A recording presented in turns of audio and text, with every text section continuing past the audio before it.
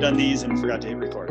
Hey, welcome back to One Step Further. This is Justin Arnold. This is a faith-based podcast where we talk about things you may or may not be doing personally, professionally, and spiritually, and show you how and challenge you to take it a step further. I have my guest here, Chuck. Chuck, why don't you introduce yourself? All right. Yeah, thanks for having me on today. I think that I'm actually very excited to do this because I, as we talked a little bit briefly before coming on, I think we're in a time where we get to explore some new communications. And I say that. So myself, I'll give you a little bit of a background later on if you want to get into that. But I'm basically stepping into ministry right now, and I am being called into as a marketplace minister. I actually consider myself a marketplace evangelist, truly.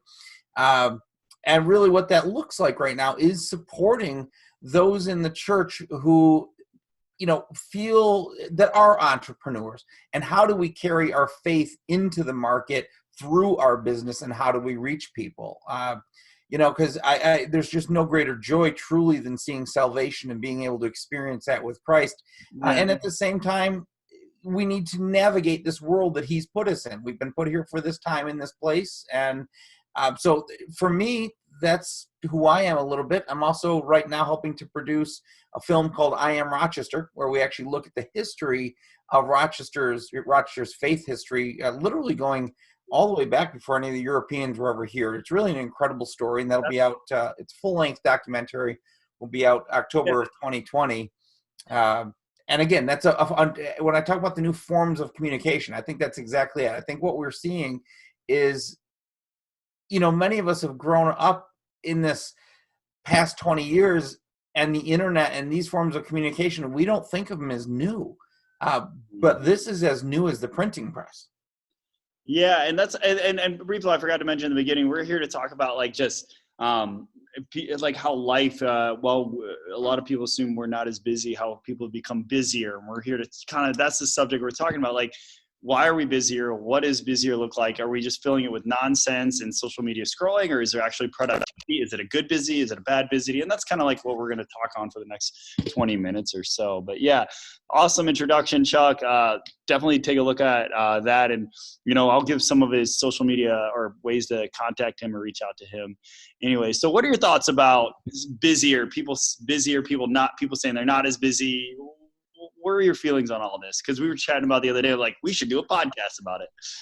I think you just nailed it, right? I think right now we're stepping into the new, the new normal. People want to talk about going back to the normal. It's like, well, what are we going back to? This is an opportunity to step into something new. Many will go back to old routines. But this is really, if we're paying attention in the kingdom, this is a crossing over the Jordan. This is a time where God is moving his kingdom and his people into something new. And we should expect that there's going to be this new busyness, right? I mean, imagine walking around the desert for 40 years, and as you're finally getting ready to step into your promise, right?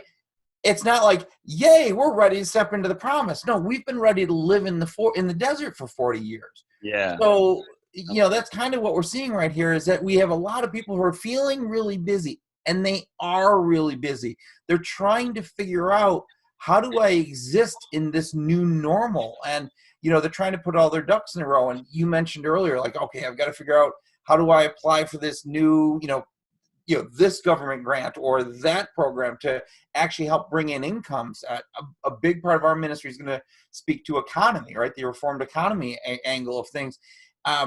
There is a lot that's going on here. This is a complete retooling. And I love that we're in Rochester, New York, because, when we used to put out new cars, we would go into a time of retooling. We would take entire factories down, and we would take just machines off the floor, and we build new machines so that we can build new models. Well, just imagine how busy we were doing that, right? Because we had this time frame that it was like a crunch time where we had to get rid of the old and get ready for the new. And I think that's what's happening, is none of us have time, even though we have an abundance of time. Exactly. And there's part of my reason for busier. Yeah. And so before we got on here, I was briefly telling them, like, I was hearing people, oh man, people got all the time in the world. And these are like people that are fairly well off and other reasons. But I was just hearing it. And it was kind of like, it's kind of slap in the face to me. And just if I'm all vulnerable and honest here, because for me, I became busier than ever before with a decreased income. And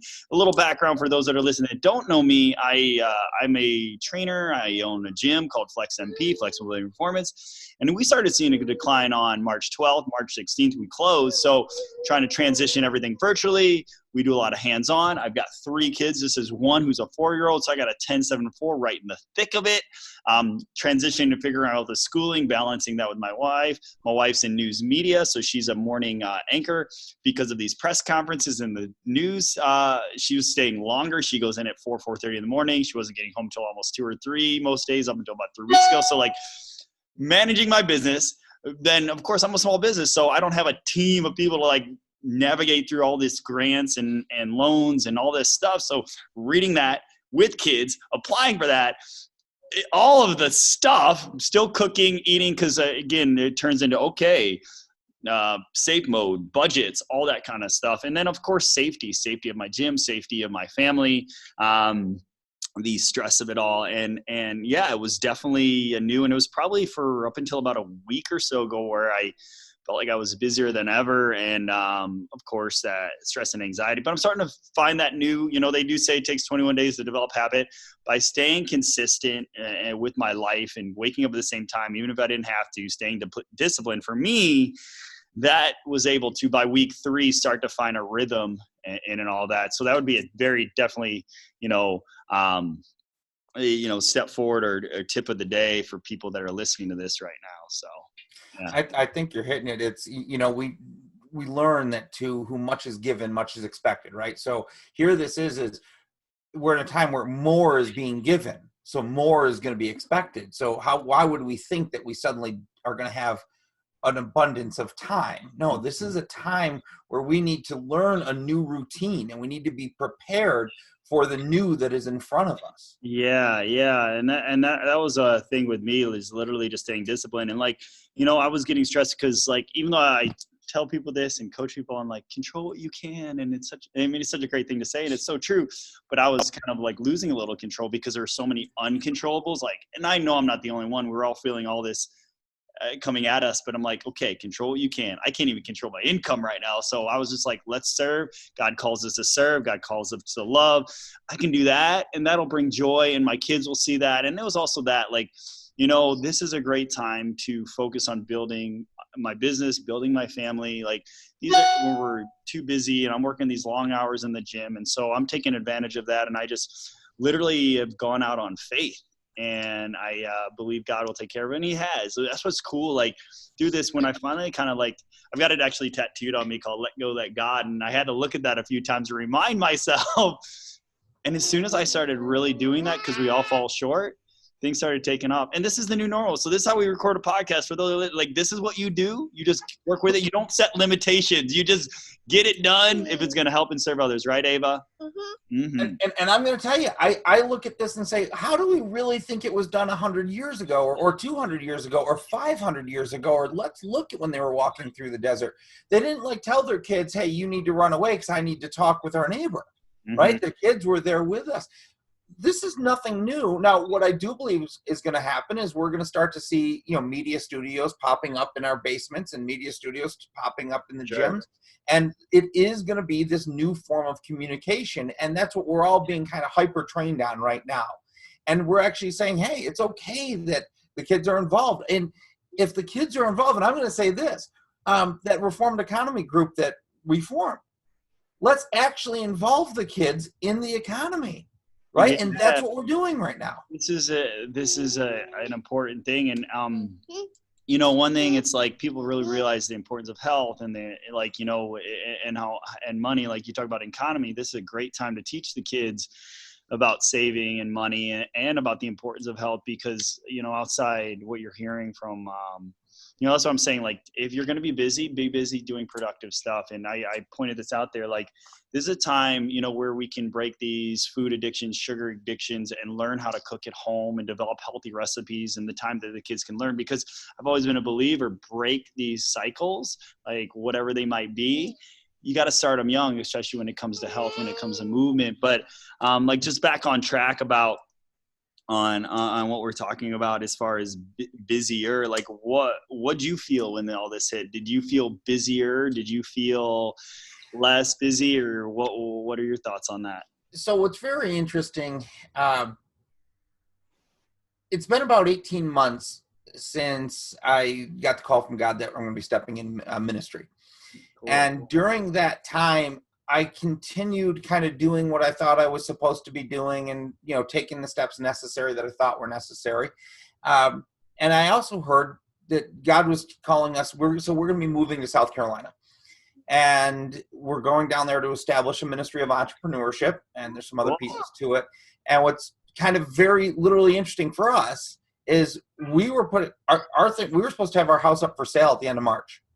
We were waiting for my wife to have a medical procedure, and that medical procedure had to get canceled literally 2 days. Like, this all started, hers was 2 days, I think the 14th. What are we saying? This started roughly the 12th of March. Yeah. I think hers was the 14th. So the entirety of everything we had planned just got canceled.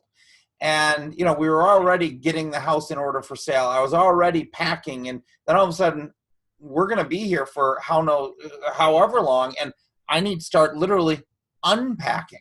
I mean, I had to start rebuilding an area in my house to work from.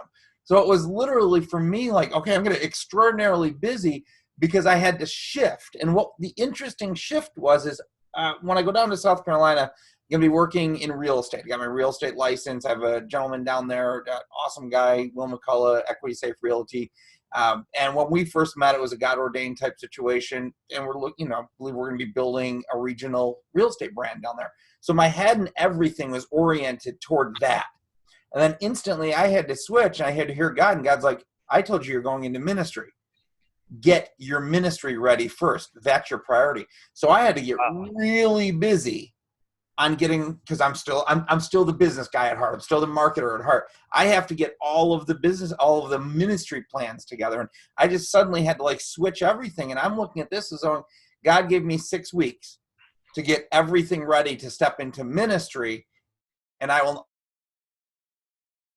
really, so he basically, you were going in the right direction, but you had the wrong order, and God is a God of order. Isn't that crazy? It just shows like you didn't really have control, and he reminded you that he's ultimately in control. And I think that's incredible about that story that you just told. And, outside discipline, she's ready to go, but you got to wait. But outside discipline, I mean, there's several things that I've stayed that's kept me, or got me to the point of getting into the new normal, and as far as feeling busy, because I felt like I had to do all this, and some things like you had to submit deadlines or get them in before other people, like the PPP and stuff. But once I got settled in, it was being disciplined, having the same morning and night routine. So if you don't have one, I suggest people to develop one. But Amen. 4 things that I've been telling myself, and these are some of those one step further to take your life. I've been through this process, and this is business owner related. If this relates to you, great. And I'm going to ask you the same question if there's been anything you've been doing. But one is looking through this whole event through a child's eyes. So through my kid's eyes. Yeah, she's upside down. Like, look at that. They're having the best time of their life. Like, when we look back from this, a year, 2, 3, 4, 5, this is different than a 9/11 because, like, while people are trying to compare it, like, kids are going to look at this as some of the best times, depending on what it was like in the household. But, like, I know my kids, like, my dad walked with us and hiked with us every single day. We got to do work together. We got to hang out. We got to go to work with them every day and play around on the monkey bars. And then, so looking through a child's eyes, the other thing is, that it's like starting a new business, because essentially I am. I wasn't an online trainer or a gym, and we've gone that way. We've shifted. It takes time. Be patient. Just move the needle a little bit each day. In the beginning, I was like, I got to do all this thing. I got to do all this stuff. And I'm sure there's other people feeling that same way. So I just want to let you know, like, take them one step at a time. Just make sure you're, if you're moving a little bit forward each day, you're doing your thing. Another thing that it is that I was just, I've been through a lot worse when my faith wasn't as strong, and my faith is way stronger now.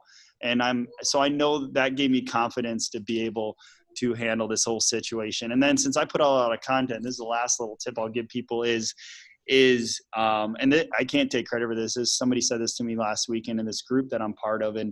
And he was like, content over consumption. So that's it. put out content. So what I've been doing this week is like just positive, motivational, funny, great videos, which is what I was already doing. But like I was even getting consumed by the news, the COVID, the stats, like, oh my God, like other gyms, like what, like everything. It's so easy when you're in this and you want to know, and there's so much information, but that'll drain your brain. Your brain can only take so much. And I've thrown statistics on here, like how many thoughts go in your brain. I think it's like 70 or 80,000 a day or whatever it is. Don't overload it, because that can stress you out. And if you're already stressed with going out to the grocery store, chill it out. And if you put out content of quality that brings value to people, and quit getting so consumed with everything and just kind of focus on things like that. So that's my little things. What about you, Chuck? I think, Justin, I think that you are really nailing it. And I hope people are hearing, for years, like I said, so I'm a producer of the I Am Rochester film. That's no small thing. But many, many years ago, it hit me. We needed to stop being consumers of media and become producers of media, right? I mean, again, I'm not going to go down this too far, but we live in a debt-based economy. We actually we operate in a system designed to consume itself in debt. We started becoming consumers of dollars.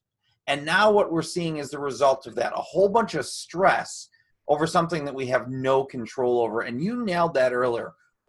We need to recognize what we do and do not have control over, and be honest with ourselves. Because when it comes right down to it, most of us hardly have any control over ourselves, right? I mean, we try to have that discipline. And I love what you just said. And in fact, I just wrote this to myself. You feel pretty good. I think that's the fourth time said I love you. I don't know if you can read this, but I literally wrote this. Moving forward. It says, are you moving forward in the direction God is sending you? Okay, then relax. You hit it. Take the step. Take one step. You know, if you're overwhelmed today, you know, keep your routines. Do your best to make sure you're waking up and you're getting it. Put your to-do lists together. But if you don't get your to-do list done, that's okay.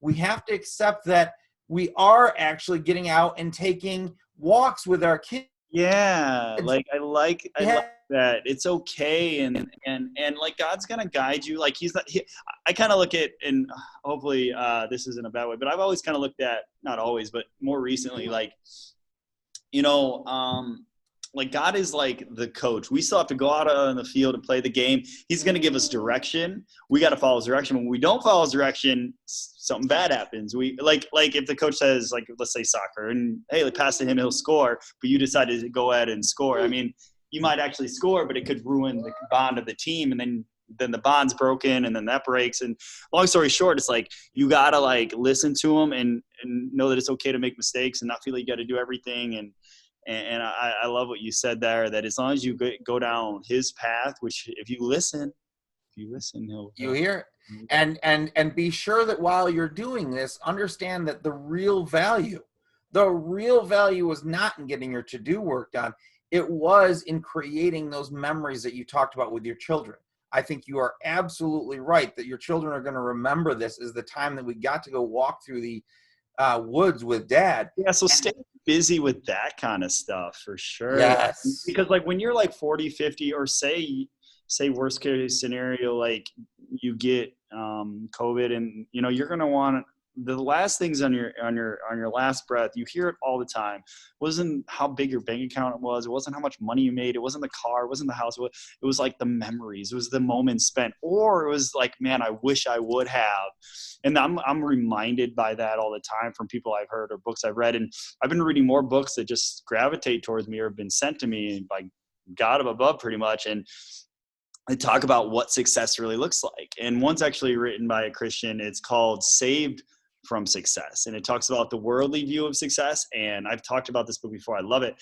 And God's view. And it's like, success isn't money and bank account. Now, it doesn't mean money and bank account are bad, but success is your life, your family, your relationships, your own health. Like God commands us. This is why I'm in this line of work. God commands us to take care of, this is our temple, man. We can do more and be more in God's kingdom if we're thinking better, if we're feeling better, if we're moving better. So that's like, yeah. I think you've said a few things, and I'm going to say it this way. I think that God wants us to desire the process more than the result. Love it.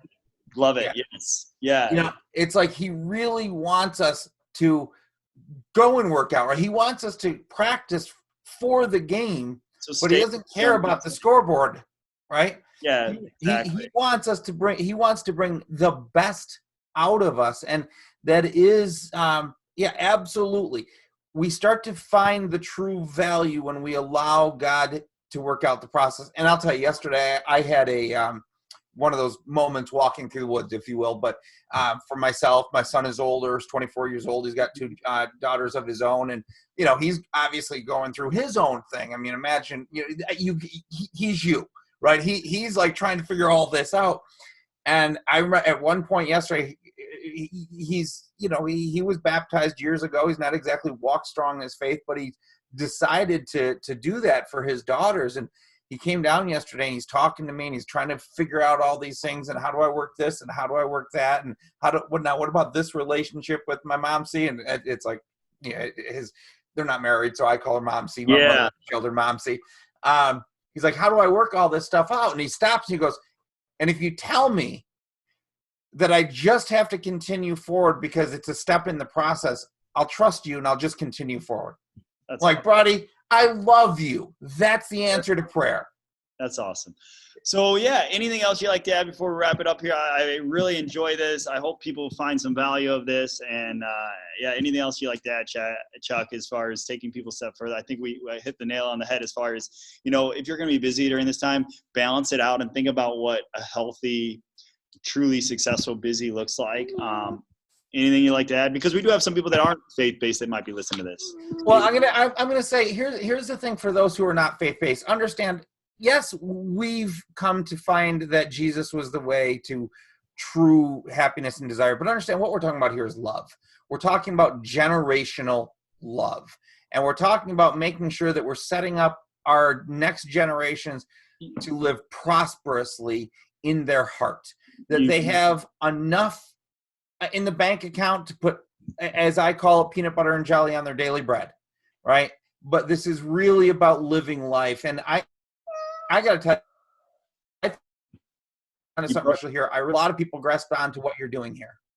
Thanks, man. I appreciate it. Yeah, you hit it on the nail on the head because I've actually, like, this is about love, Christ's love, God's love. I'll add this before we wrap it up is I actually had a client through all this reach out to me, not to train, but to ask me about Jesus and God. And like, well, that is so cool. Awesome. That is so cool. So we spent like about 40 minutes on the phone and chatting about that. And I think people overcomplicate it. And her story might be similar to yours as far as like, oh, this Jesus thing, this.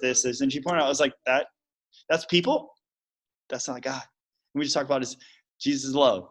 Jesus that. So anyways, well, thanks for tuning in. Thanks for coming on here, Chuck. We'll definitely have to do something like this again. And if you enjoy this, please like, share, subscribe with the masses because we're still a very small podcast, just started last year. And again, thanks for tuning in. Take care. Take care.